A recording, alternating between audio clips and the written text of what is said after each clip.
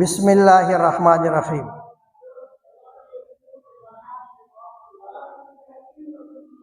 لا تقنطوا من رحمت اللہ۔ اللہ فرماتا ہے میری رحمت سے مایوس نہ ہونا۔ آج اکثر لوگ مایوسی کے گڑھے میں گر جاتے ہیں۔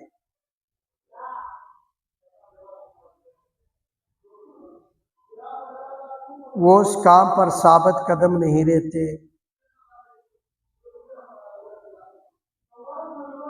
اور ہمت ہار بیٹھتے ہیں۔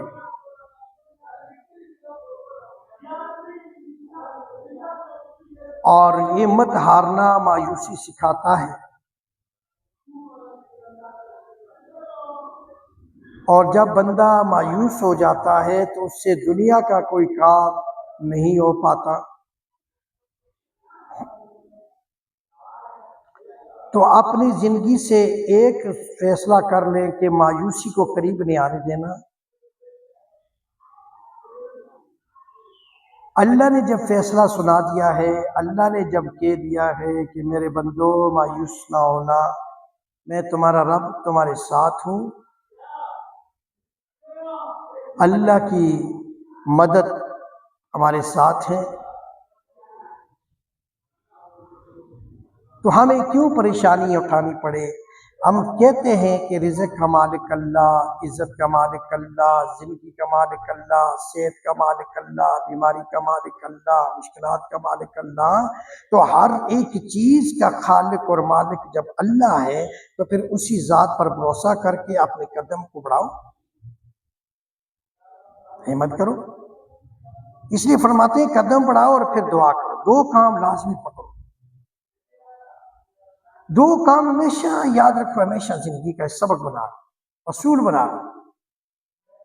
ایک یہ کہ اپنی طرف سے قدم بڑھانا، جو کام آپ کر رہے ہیں جائز ہو، اپنی طرف سے آپ قدم بڑھانا۔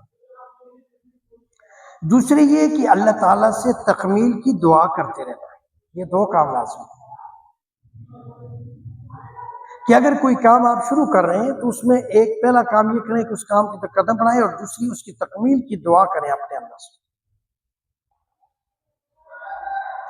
تو جب یہ دونوں چیزیں آپ قائم اور دائم فرمائیں گے اور دونوں چیزوں کو اختیار کریں گے، قدم بھی بڑھائیں گے اور اپنے کام کی تکمیل کی دعا بھی اللہ سے کرتے رہیں گے، تو انشاءاللہ العزیز آپ کو منزل مل جائے گی اور کامیاب ہو جائیں گے۔ اس لیے حضرت فرمایا کرتے تھے کہ اللہ تعالیٰ سے باتیں کیا کرو، اللہ سے باتیں کیا کرو اور کہو کہ یا اللہ میں فلاں فلاں گناہ کے اندر مبتلا تھا اور میں نے قدم بڑھایا، اتنے گناہ چھوڑ دیے، البتہ باقی گناہ کے چھوڑنے میں نفس اور شیطان سے مغلوب ہو رہا ہے، نفس اور شیطان سے مغلوب ہو رہا ہوں، حالانکہ ماحول سے مغلوب ہو رہا ہوں، اس لیے وہ گناہ میں نے نہیں چھوڑے، یا اللہ میری مدد فرما۔ اب ہمت بھی کرنا ہے اور اللہ سے معافی بھی مانگنا اور اللہ سے ہمت بھی مانگنا ہے، تو اللہ رب العزت پھر غالب کر دے گا۔ اور یہ کہہ دو اللہ سے کہ میرے بس میں نہیں ہے، یا اللہ میرا بس نہیں ہے کہ میں اس کا مقابلہ کروں اور میں ان کو زیر کروں جب تک تیری توفیق نہیں ہوگی۔ اے اللہ آپ اس رکاوٹ کو اور مغلوبیت کو اور اس مغلوب ہونے کو دور فرما دیجیے۔ تو اس طرح باتیں کرو، پھر کہ دیکھو کیسے کام بنتا ہے، پھر اللہ کی مدد، اللہ کی نصرت کیسے حاصل ہوتی ہے۔ اس لیے آپ دیکھیں یوسف علیہ السلام کو دیکھیں کہ زلیخا نے اس کو گناہ کی دعوت دی، اور دعوت دیتے وقت تمام دروازوں کو تالے لگا دیے، تالے ڈال دیے تاکہ بھاگنے کا راستہ باقی نہ رہے۔ اب یوسف علیہ السلام نے اپنی آنکھوں سے دیکھا کہ دروازوں پر تالے پڑے ہوئے ہیں، لیکن پھر بھی آپ دروازے کی طرف دوڑتے اور دروازے تک اس لیے بھاگے تاکہ اللہ میاں سے کہہ سکیں کہ یا اللہ دروازے تک آنا بھاگنا میرا کام تھا، اس سے آگے میرے بس میں نہیں ہے، اب تیرا کام ہے۔ اس لیے کہ دروازے کو تالا لگا ہوا ہے نا، تو یا اللہ یہ دروازوں کو تالا توڑنا یہ کھولنا میرا کام نہیں ہے، یہ تو تیرا کام ہے۔ اب میرا کام ہے جہاں تک میں حدود جتنی حد تھی میں دوڑ سکتا تھا، میں آ سکتا تھا، میں آ چکا ہوں، اب یہ آگے آپ کی مرضی ہے۔ تو آپ دیکھیں کہ یوسف علیہ السلام وہاں تک جہاں تک ان کی بساط تھی، جہاں تک وہ دوڑ سکتے تھے دوڑے ہیں، آگے تالوں کا جہاں تک اللہ کا کام پڑا ہے، یعنی اللہ تعالیٰ کی جو اس کی حکم میں آیا ہے، تو اللہ رب العزت نے تالے خود ہی توڑ دی، دروازے خود ہی کھول دیے۔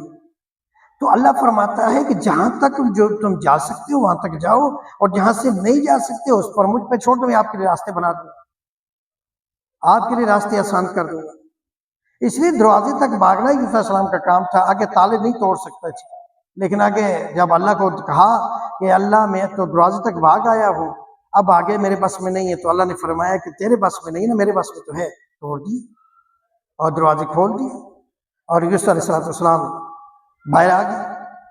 تو اس لیے فرماتے ہیں کہ جہاں تک انسان چل سکے وہاں تک چلے، ہمت کے ساتھ، بردباری کے ساتھ، استقامت کا مظاہرہ کرے، اور آگے جو ہیں وہ اللہ پر چھوڑ دیں کہ یا اللہ جہاں تک آنا تھا بس میں آ چکا ہوں، اس سے آگے میری بس اوقات نہیں ہے، اب تیری مرضی ہے، تو کیا چاہتا ہے، ٹھیک ہے۔